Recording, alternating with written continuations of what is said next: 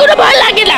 আমি এই আন্দোলনে সাফল্য অর্জন করতে চাই। সেদিন এভাবেই শাহবাগ চত্বরে পুলিশের ব্যারিকেড ভেঙে রাস্তায় অবস্থান নেয় আন্দোলনকারী শিক্ষার্থীরা।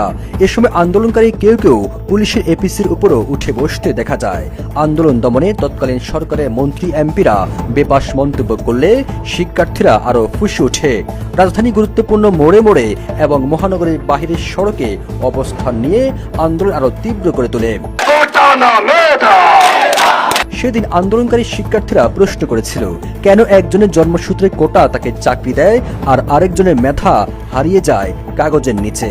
কিন্তু এই প্রশ্নের উত্তর আসেনি, বরং এসেছে টিয়ার গ্যাস ও বন্দুকের গুলি। তবুও দমানো যায়নি আন্দোলন, বরং আরো উত্তপ্ত হয় রাজপথ।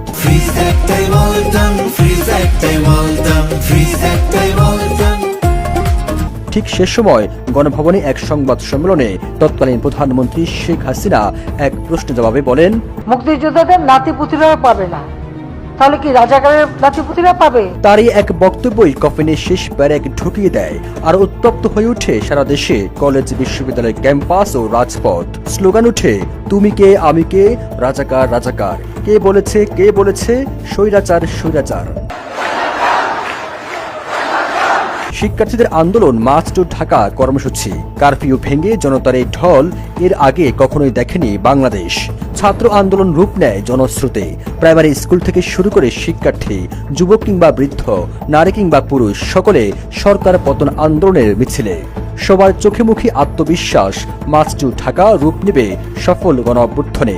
এর মধ্যেই খবর আসে পদত্যাগ করে দেশ ত্যাগ করেছেন শেখ হাসিনা। এরপর রাজপথে নামে বাঁধ ভাঙ্গা উল্লাস। সবুজ আলম, ইত্তেফাক।